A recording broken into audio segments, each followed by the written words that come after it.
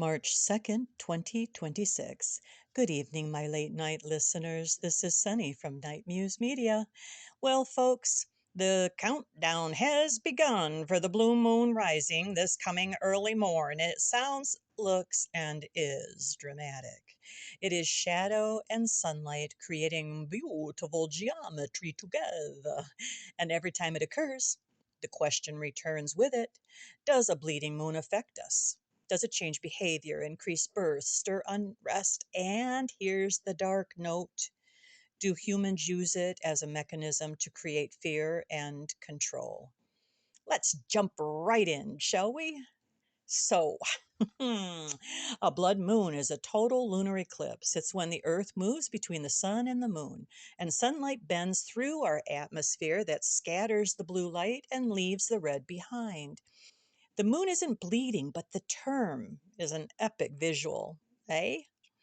It's glowing with filtered sunrise and sunset light from around the edges of the earth. It's simply physics, not prophecy, but that does not mean cyclical anticipation is not present.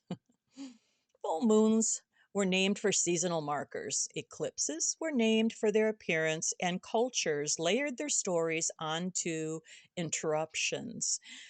This eclipse is a rare selenileon, meaning you can see the moon set and sunrise at the same time. It is happening during March, the full moon, and what's traditionally called the worm moon, not to be confused with the prophesized wormwood.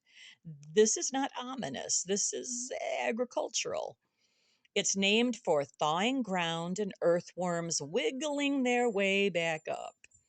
You could also call it the crow moon when crows begin cawing and signaling the end of winter, the crust moon when snow develops a hard crust from the repeat of freezing and thawing, and the sap moon when maple sap begins to flow. Yummy! Now, blood moon? It's not an ancient technical term. It's actually more modern language describing the red color during a total lunar eclipse. However, many cultures interpreted eclipses in symbols. They were sometimes seen as omens affecting the kings. So, substitute kings were occasionally appointed temporarily to absorb all that bad mojo. Celestial dragons devoured the moon. A jaguar attacked it. Two wolves chasing the sun and the moon, trying to catch up. Fertility and life returning from underworld sleep. Not doom, but emergence and bloom. March is powerful because it sits near the spring equinox, a balance of light and dark, and that balance mattered deeply. There's very little evidence that March full moons were inherently feared in pagan Europe. In many pagan systems, it was seen as a temporary imbalance, a moment when cosmic order flickered and liminal events, they were considered neither stable nor catastrophic. Pagan cosmetology centered on these cycles, so even when an eclipse was a bit unsettling, it was understood to be part of a reoccurring pattern. War campaigns began again after the winter. Now, this was seasonal practicality, though, not celestial command, and that's important. Ancient systems were cyclical, not end of the world driven. Now, let's move into the relative question of does it affect us? The moon moves oceans through gravity. We know this. And yes, technically it pulls on us too. But the gravitational force on your body is extremely small. The building you're sitting in currently, it exerts more pull than the moon does. So, no, we are not walking tidal pools. But light? Light absolutely affects us. Less sleep changes hormones. Hormones influence behavior. Ask almost any nurse, paramedic, or labor and delivery staff member, which I was in my early years, what a full moon means, and you're likely going to get the look. In hospital culture, full moons have a reputation. More babies, more emergency visits, and, well, more unpredictability. Large scale studies on birth rates during full moons are mixed. Some show no statistical significant difference, others show very slight increases. But That doesn't mean none. Nothing dramatic, cinematic, and then there's menstruation. The average menstrual cycle, it's about 28 days. The lunar cycle, it's about 29.5. That similarity inspired centuries of symbolism. In some spiritual circles, you'll even hear it called by the playful name moonstration.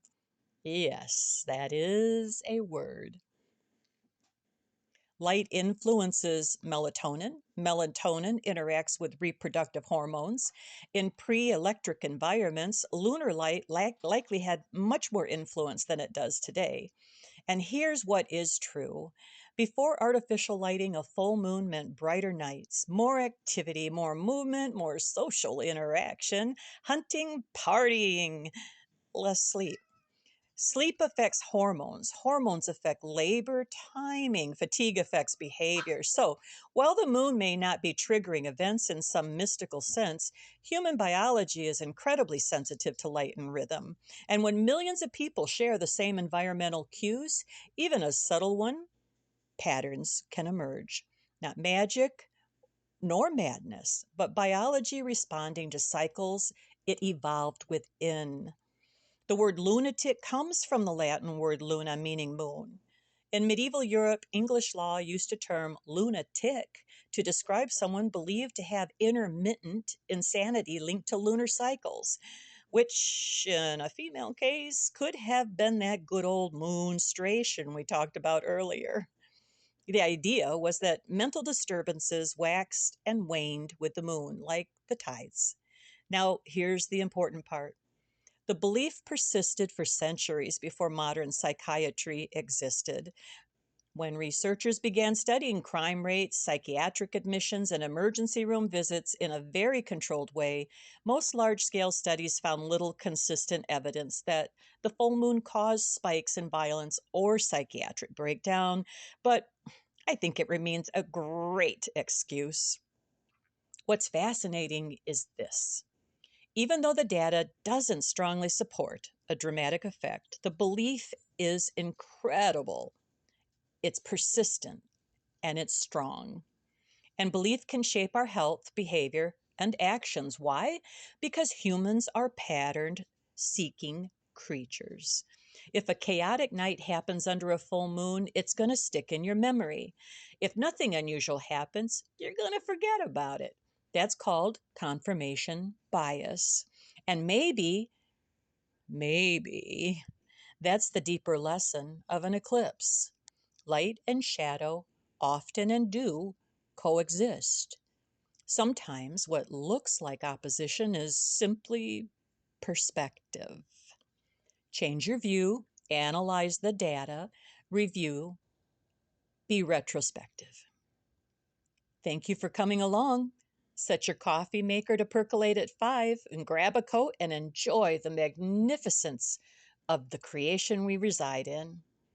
Follow the signals, question the noise, and I'll see you on the night side.